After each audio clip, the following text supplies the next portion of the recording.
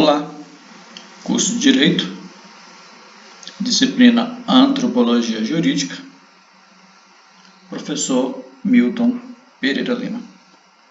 Capítulo 8, Revisitando a Sociedade contra o Estado, de Pierre Crastalas, segundo o livro Antropologia Jurídica do nosso autor, Manuel Sacadura Rocha. Muito bem, o antropólogo Pierre Crastalas viveu entre 1934 e 1977. E uma das suas obras mais conhecidas tem o título A Sociedade contra o Estado, que acabou compondo o último capítulo do livro, que engloba 10 artigos escritos pelo autor, em 1962, e que acabou sendo publicado em 74 com esse mesmo título. Nesta obra, o autor lança as bases de uma antropologia política ao subverter a concepção estruturalista marxista. Muito bem, então vamos entender o que o autor está falando, para o que ele está chamando a atenção ao construir esse título que, à primeira vista, parece controverso, a sociedade contra o Estado. Então, para entendermos sobre o que o autor está falando, é necessário fazermos uma pincelada sobre o discurso etnocêntrico. Já estudamos sobre isso. O discurso etnocêntrico é o discurso de uma cultura que se pretende superior sobre uma outra cultura, que seria inferiorizada, menor, menos importante. Então, isso advém de uma reprodução de discursos, né? De um mundo sobre outros mundos, de tipos de relações de poder. Não é analisar a sociedade com ou sem Estado, e sim sociedade contra o Estado. Muito bem, nós vamos entender melhor isso aqui. Eu fiz um resumo, fiz um pequeno estudo da sociedade contra o Estado de Pierre, né, para entendermos sobre o que ele está falando, entendermos contra o que, né? Contra esse tipo de organizar e pensar a vida em sociedade. Muito bem, então, segundo Pierre, a partir do seu pensamento, ele contempla a existência de dois tipos de sociedade, de dois tipos de mundo. Você tem na tela aí. Então, para o pensamento europeu, euro-americano, para o pensamento ocidental, pensamento notadamente eurocêntrico, há então essa divisão aí. Existe, portanto, as sociedades ocidentais, as chamadas evoluídas, né, sociedades que nós vivemos, do mundo tecnológico, né, e haveria então, na verdade há também, né, as sociedades ameríndias, sociedade que o discurso eurocêntrico vai chamar de sociedades arcaicas, sociedades primitivas, bárbaras, selvagens, inúmeras nomenclaturas. Então, segundo esse pensamento, as sociedades ocidentais, as chamadas sociedades evoluídas, então vamos para a letra A, seria elas a que possuem um ente normativo. Ora, quem é esse ente normativo centralizador? É o Estado, né? Um ente normativo e centralizador de centralização de poder que possui suas instituições jurídicas, políticas e sociais. Já as sociedades ameríndias, chamadas de arcaica, não existe esse ente normativo, não existe o Estado, não existe essas instituições coercitivas e normativas do Estado. Então, letra B, ainda nas sociedades ocidentais, né, nelas, há o desenvolvimento técnico e tecnológico, que favorece o aparecimento de grupos econômicos. As sociedades ameríndias, primevas ou primárias, elas se recusam ao desenvolvimento de técnicas e tecnologias, justamente para não privilegiar a formação de grupos antagônicos, de grupos econômicos privilegiados. Vamos para a letra C, das sociedades ocidentais.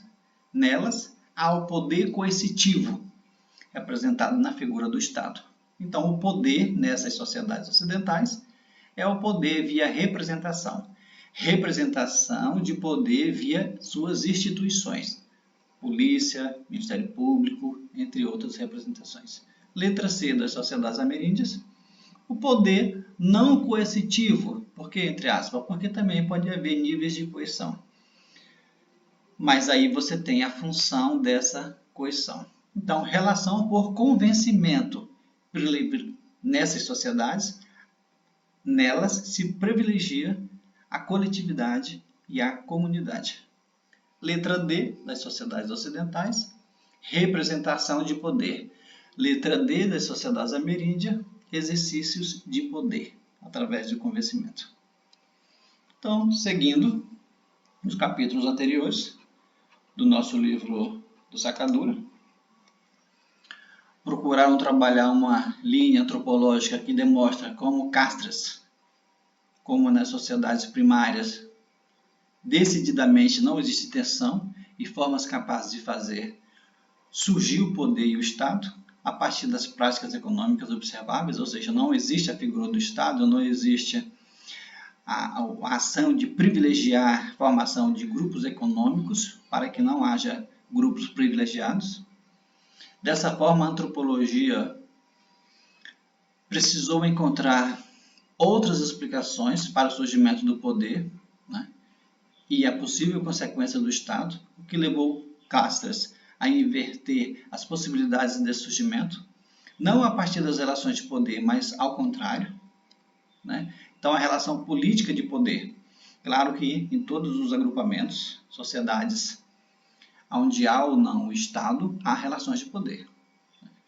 Então, a relação de poder precede e fundamenta as relações econômicas de exploração.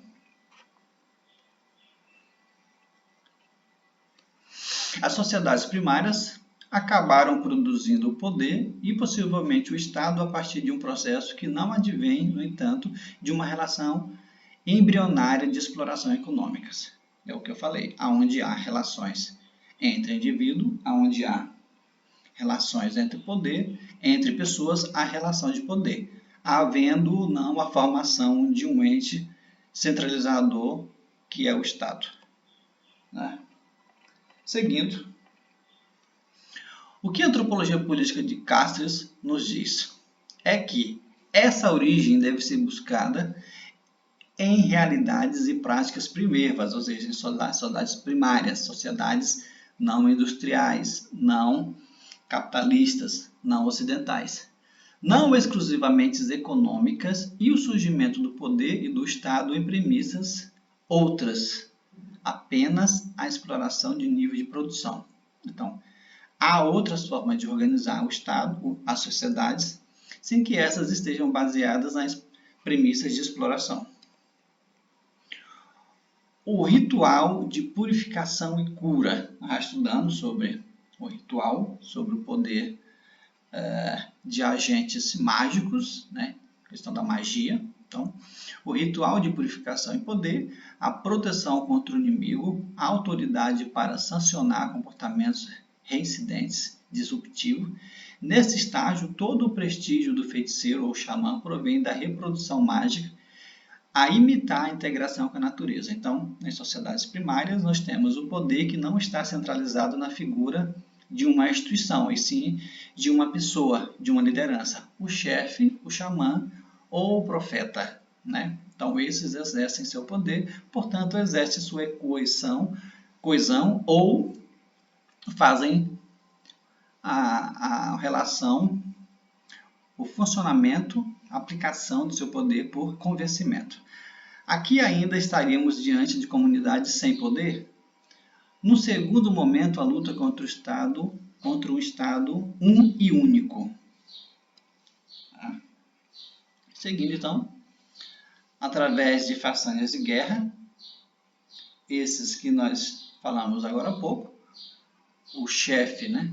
No caso, o chefe indígena, o xamã, né? Para proteger a comunidade, o planejamento para a consumação de excedentes inoportuno, excedente inoportuno. Os chefes puderam constituir seu poder, Nesse momento, o feiticeiro, o xamã e o oráculo são personagens na contramão do poder laico dos chefes, que deriva não tanto da reprodução homem-natureza, mas de homem-ama. Então, homem-homem. Então, você vê a existência de dois poderes nas comunidades primárias.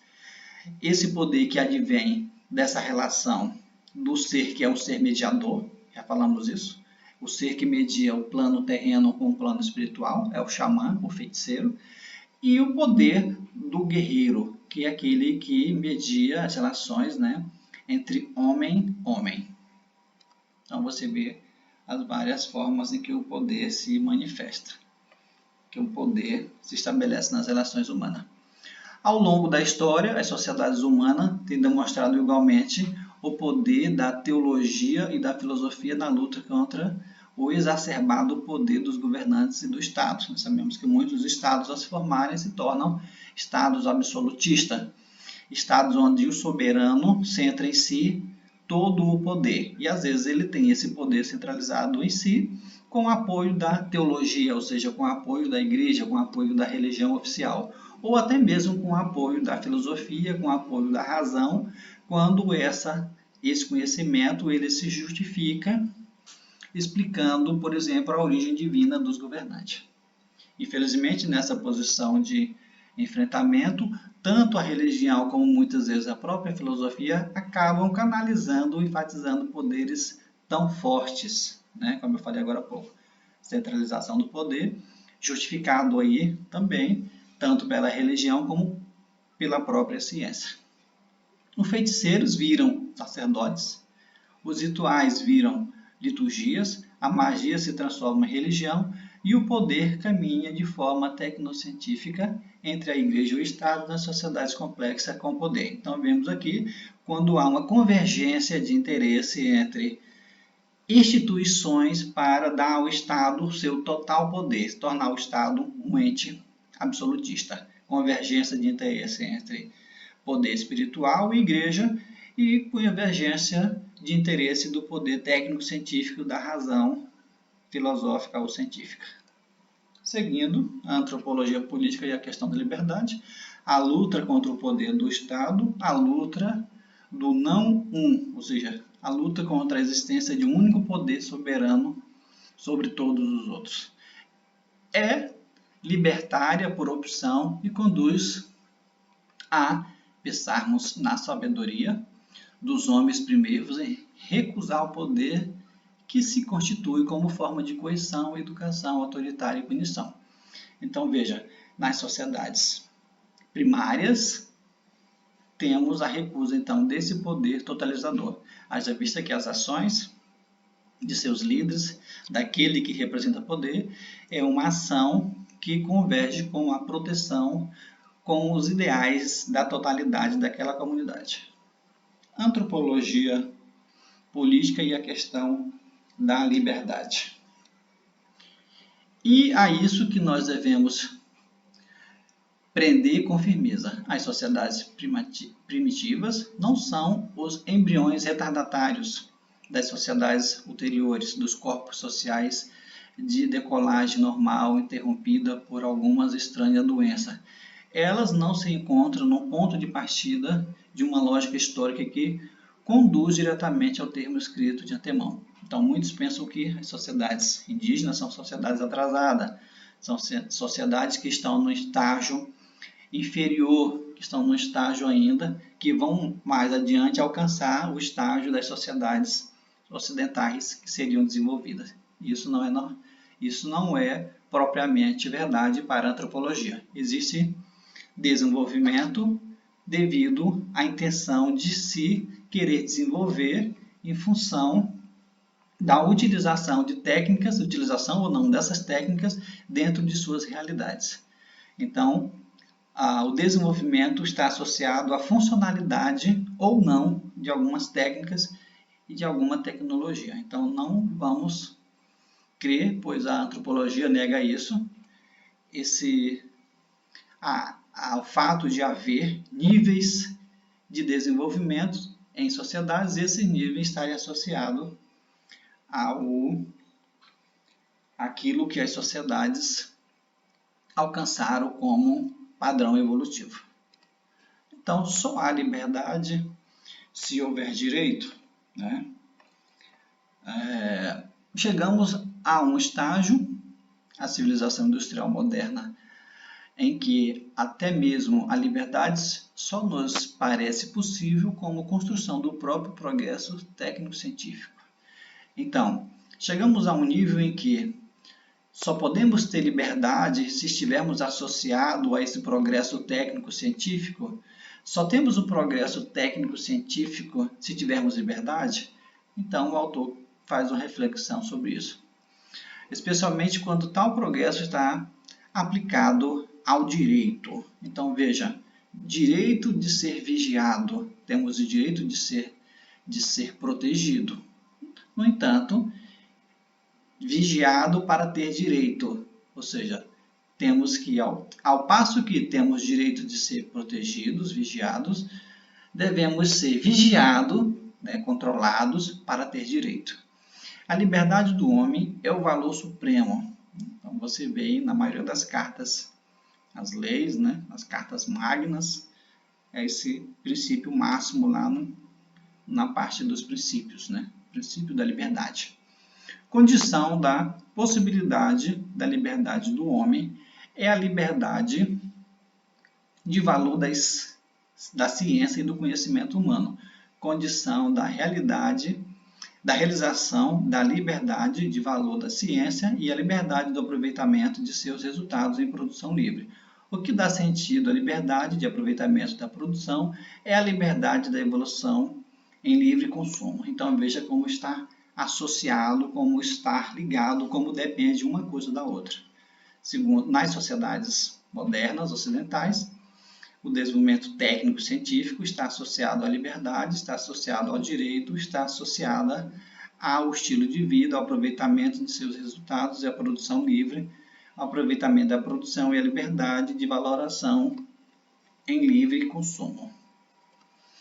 Liberdade e totalitarismo, Então, às vezes, algumas falsas promessas de liberdade descambam no totalitarismo, no autoritarismo e depois no totalitarismo. O germe dos sistemas totalitários, muito além do autoritarismo, que por método científico, veja, às vezes com base em métodos e justificado a partir de métodos científicos, pretensamente necessários e estritamente técnicos, promovem o holocausto e o genocídio sem culpa e sem remorso. Então, isso aqui já vimos, no início do século XX, ali no intervalo entre as duas guerras mundiais, quando os sistemas totalitários se firmaram na Europa com base nesses modelos científicos, com base nessa pretenso, desenvolvimento técnico. Se teve mais tarde aí o Holocausto, sabemos do Holocausto, da morte de judeus, da morte